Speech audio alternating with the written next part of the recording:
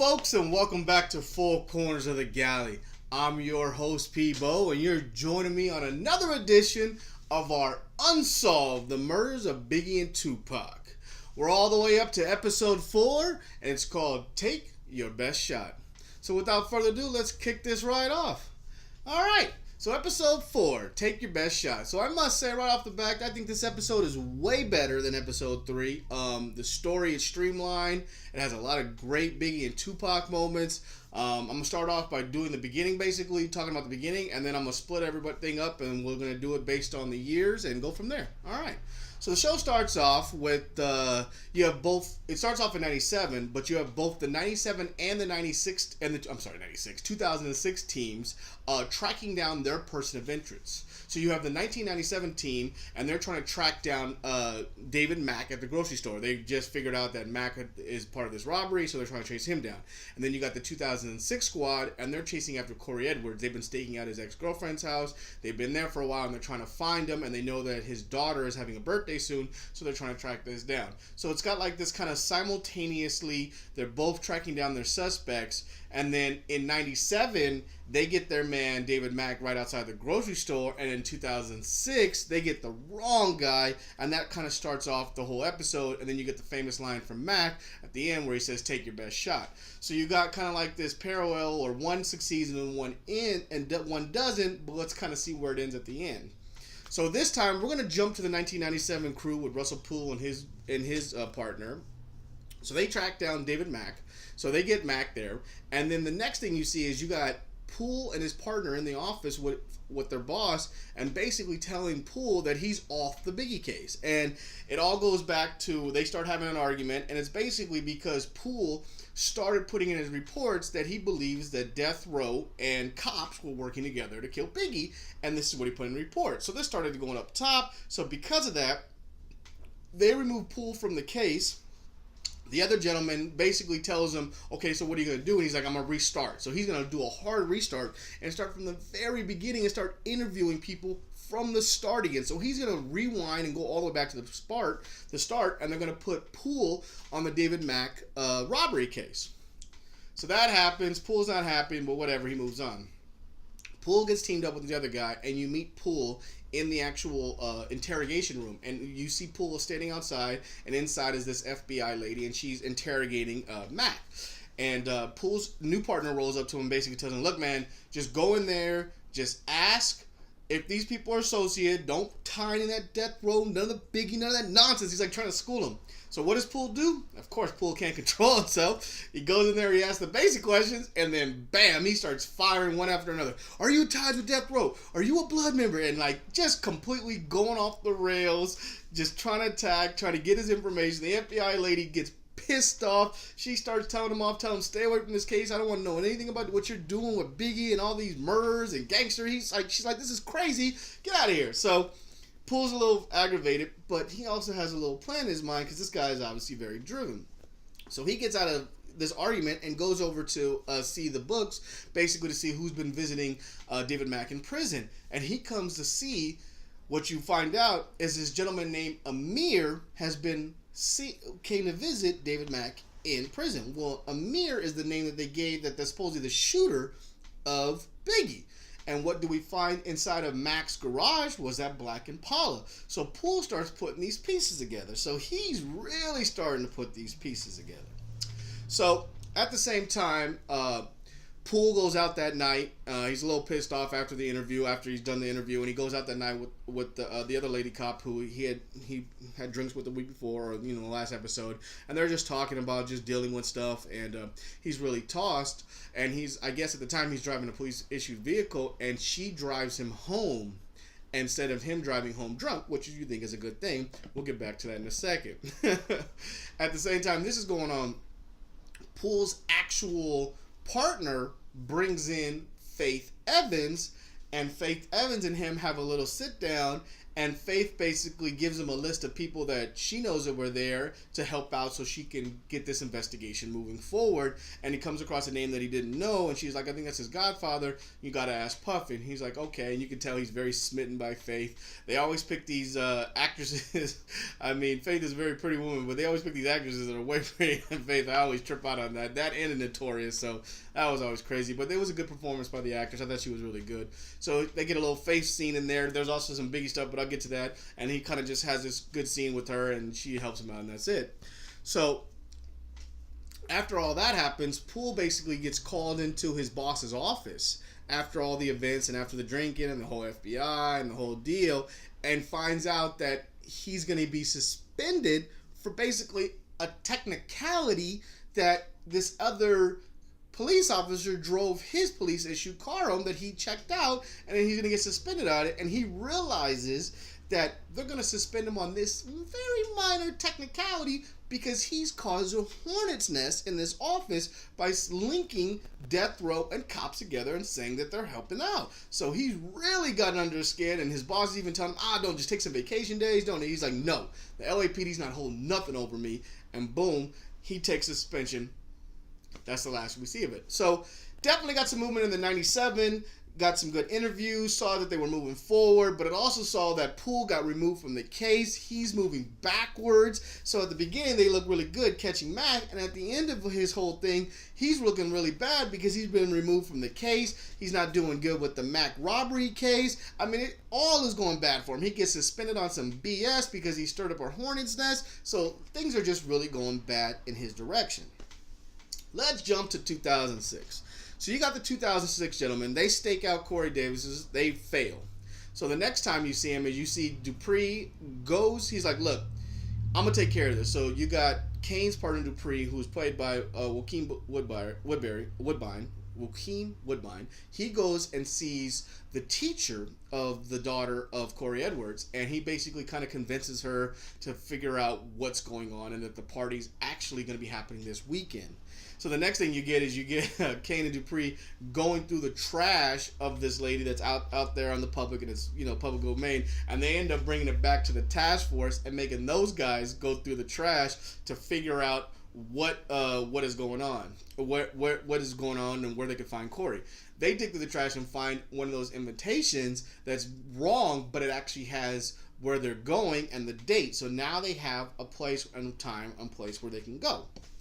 So 2006, they have this all set up. They also go to a cookout for Dupree, and you kind of get like some back and forth between Kane and Dupree and really seeing their relationship and how Dupree's like, look, you got to trust me, man. I know I got family members that are shot callers and gang members, but I'm still a cop and I'm still on your team. He's like, look, man, I trust you. He's like, my dad took us to Mexico. He's like, this is the greatest trip I ever went on. And what happens on the way home? He gets busted for kilos of coke. So, he says, he's like, look, man, I'm just kind of telling you, like, I feel you, I'm there. So they have this little moment, and they have these things. But the main stuff happens where they start strategically trying to figure out what crab shack the party's going to get to, and they really analyze it really well and realize that it's going to be close to the parents, so they go to Long Beach.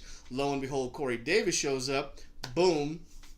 They end up arresting Corey Davis at the end and taking him in. So unlike the 97 where it started off great and then ended bad, in 2006 it started bad but ended good with them getting their man, and now they have the ability to sweat it out, and they said they're gonna hold him overnight and let him sweat it out. So that's gonna be basically what will be going forward with the 2006.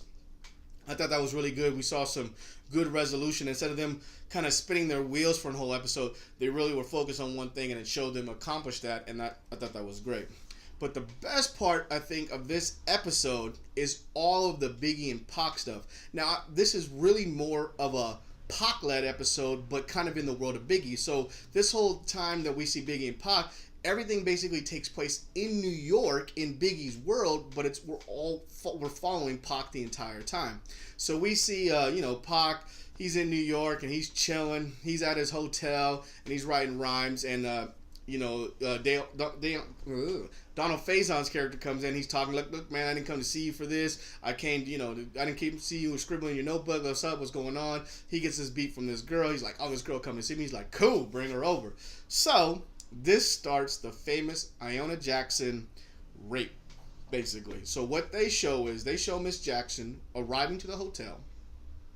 She goes and asks for Tupac room. She gets to the hotel room. It shows it's about 10:45 p.m. They fast forward 1 hour, and the next thing they show is her running and screaming out of the hotel. They raped me, and just kind of different. I mean, I've seen two different ways. That was just really crazy 1 hour afterwards. And then Tupac just kind of casually strolls down the elevator like he knows nothing about it, and he gets arrested by the cops, and boom, he gets arrested right there in the hotel room, and he's at the hotel lobby, and he's freaking out on the girl, telling her you lying, and the whole deal. Fast forward to the next time we see Pac, and we see Pac in court trying to fight this case. And it's that great speech that Pac gives. So Pac's lawyer comes over and says some things, and then Pac stops him and is like, look, man, what I pay you for, so I can't talk? And then he gives that great speech he gives when he's in the courthouse, and there's actual footage of this speech, which I wish they would have kind of blended in some of that footage of him, where he's basically like, look, man, I'm not the only person on this trial. He goes, they decided to make me say I'm doing all these things. Why am I the only person here? And they're showing how he's getting single-handed out of this whole trial, and the two other gentlemen aren't getting any trouble. It really shows this setup that he was really set up on this whole thing, and they're kind of just showing you the different points on what happened and what he had to deal with. So he has that whole thing. He does that whole speech, which is a great speech. And then the next time we see everything is we jump forward, and it's Biggie.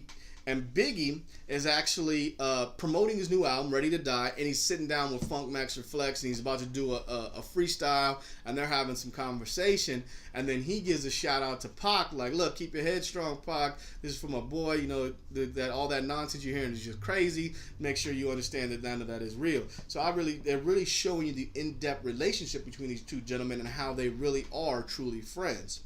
So then you kind of skip forward a little bit, and you get that beautiful Biggie and Faith Evans scene where they're just kind of in a diner talking about Brooklyn, and they're just kind of introducing Faith, because that leads into Faith meeting with Pool's partner and re-talking about stuff. That was a great little scene. I like the little just dialogue back and forth showing that they were only getting together for 8 days, and then Big rushed into it and got her married.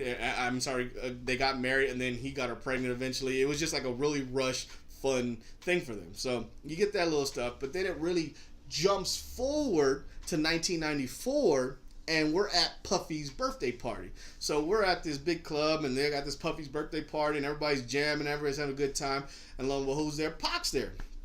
So Pac's there, he's hanging out, he goes and sees Big, he's like, what up, baby, how you doing? And then he spots out Donald Faison, his other boy. He's like, why you invite Haitian Jack and that dude? You know I don't roll with him. He's like, man, he's trying to Big, like, look, I don't even tell him, he just rolls through, I didn't invite him. He's like, man, you know I don't mess with him.